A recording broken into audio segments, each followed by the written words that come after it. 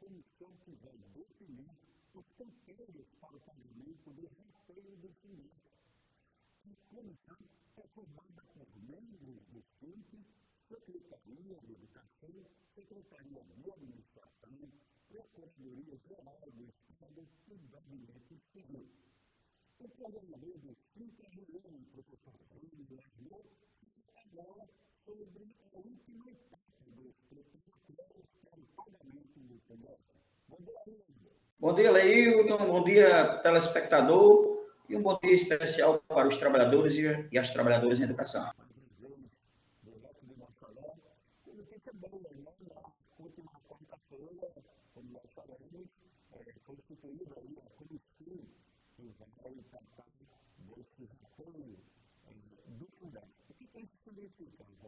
Bom, Leio, primeiro, e telespectador, primeiro falar da necessidade dessa comissão, né? Porque as pessoas que nos abordam, elas perguntam por que tanta burocracia, por que tanta dificuldade para que o dinheiro do Fundef seja repassado, né? Então, o governo tem dito, e por ser um ano eleitoral, tem se cercado de cuidados, né? Cuidados legais, justos, para não cometer nenhum erro. E o governo e nós temos insistido que é necessário fazer o pagamento o mais rápido possível dos recursos do Fundef. O próprio governo sinaliza que quer fazer esse pagamento ainda no mês de outubro, né? E para isso é necessário fazer uma comissão para quê? Para regulamentar esse pagamento, que parece ser simples, mas que não é tão simples assim, porque envolve uma quantidade imensa de pessoas, né? Pessoas que estão ainda no quadro efetivo, pessoas que se aposentaram, né? Pessoas que morreram, faleceram e a família tem direito, pessoas que foram exoneradas ou pediram exoneração. Então, tem uma série de situações que precisam ser regulamentadas. Muitos deles não têm mais nem contas no Estado, porque esse pagamento ele se dará de forma administrativa, ou seja, as pessoas vão receber do seu contra-cheque, né, esses valores. Não temos data ainda, mas o governo sinaliza e essa comissão trabalhando o mais rápido possível, fazendo essa regulamentação, é provável, é possível que a gente receba no mês de outubro. Então, essa comissão terá esse objetivo de regulamentar, de normatizar essas diversas situações, inclusive ter uma decisão política. Nós vamos resolver primeiro quem tem conta, quem está ainda no quadro, seja no quadro de aposentados ou de efetivos, e depois a gente vai resolver as questões dessas diversas situações de pessoas que não têm, inclusive, nem conta ainda ligada ao Estado. Então, é preciso normatizar, e essa comissão tem representação do SINTE, representação das diversas áreas do governo, inclusive a PGE, né, que é a Procuradoria Geral do Estado.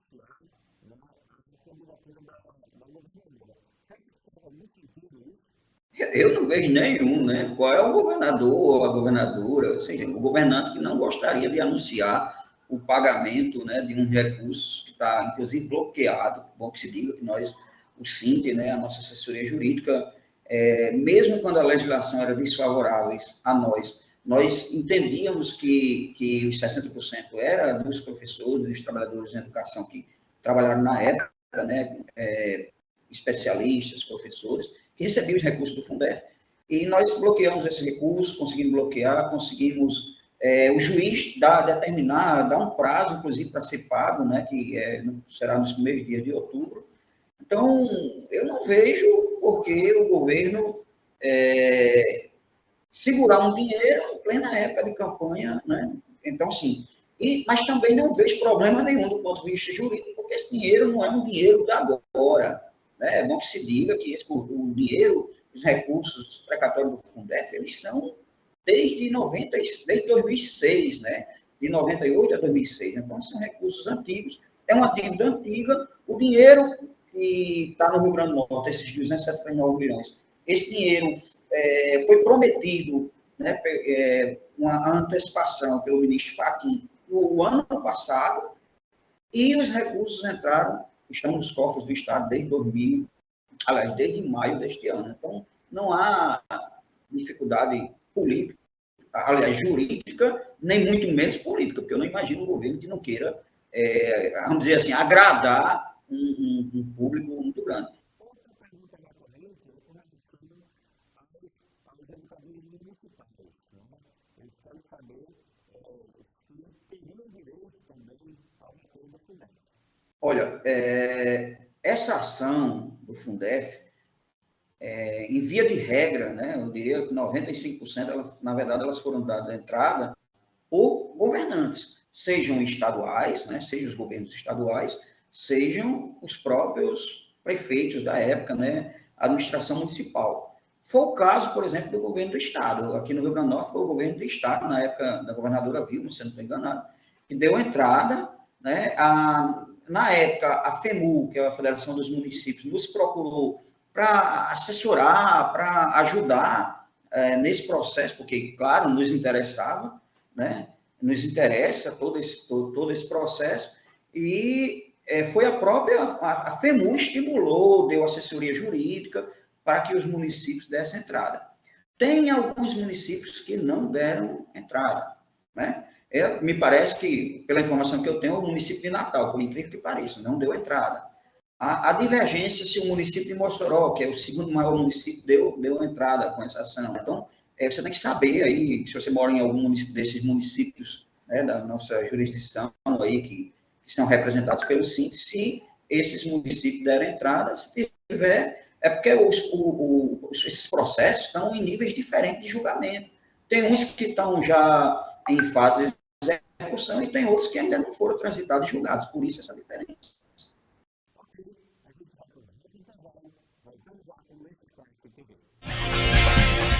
Nota do SINT-RN em defesa dos educadores da rede municipal de Natal.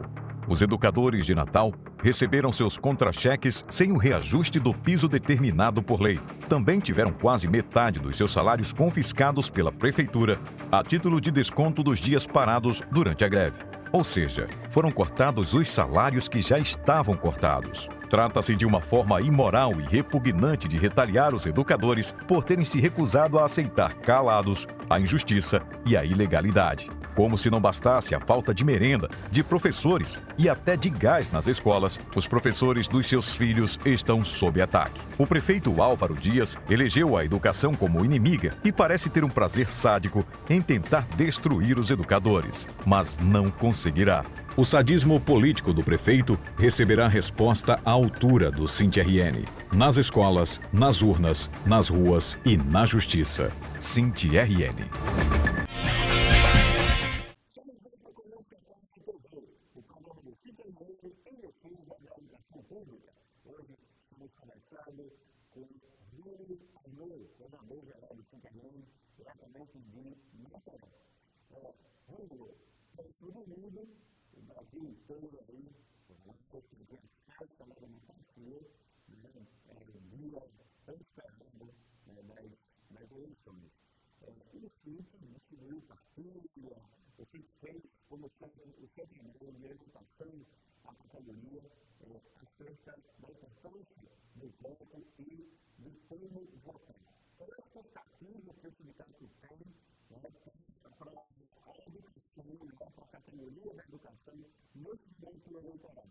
Pois é, como você mesmo falou, né, o SINT sempre fez esse trabalho. Em todas as eleições, nós temos esse cuidado de orientar a nossa categoria. Né? É papel de uma entidade sindical orientar, mostrar quais são as candidaturas que têm identificação com a luta dos trabalhadores e das trabalhadoras, quais são as candidaturas, né, isso tanto do ponto de vista do executivo como do legislativo, que representam, que historicamente representam ou representaram a luta dos trabalhadores em educação e em defesa da educação, com a visão que nós temos de educação, né, socialmente representada, a educação laica, de qualidade para o povo, para os trabalhadores e as trabalhadoras. Então, a gente costuma fazer isso porque, muitas vezes, primeiro que as leis são feitas nos parlamentos, né?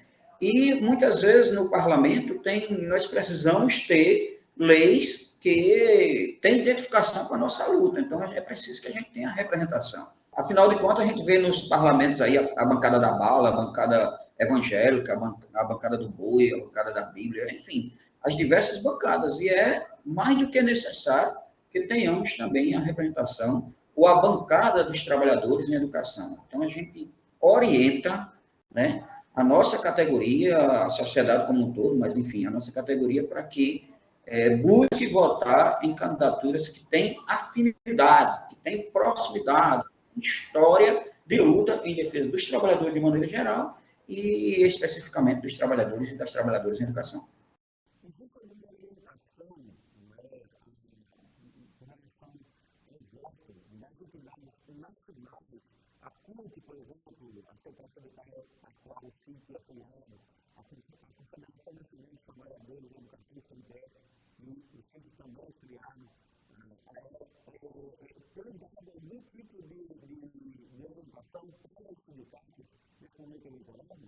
Tem, a nossa central também, né? A central é clara. Nós temos, não tem dito assim um nome em quem votar, mas é fácil identificar. Nós temos que votar, a orientação é que vote em candidaturas que tenham um histórico de luta dos trabalhadores, que seja de partidos que representem a classe trabalhadora. Historicamente, é fácil identificar isso.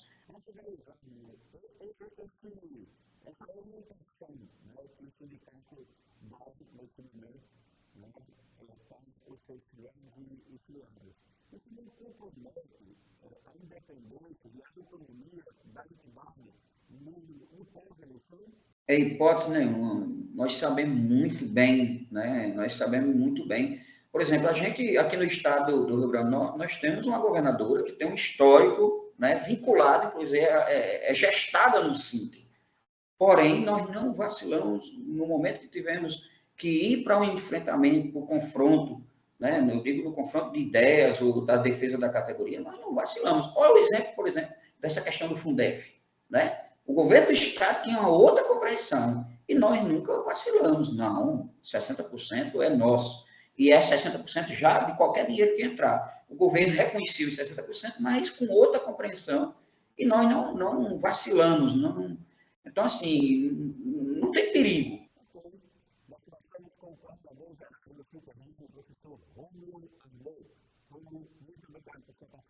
Obrigado, Leilton. Obrigado, telespectador. E que os trabalhadores e trabalhadoras da educação possam votar em candidaturas de fato que têm compromisso com a luta dos trabalhadores e das trabalhadoras e com a educação de qualidade.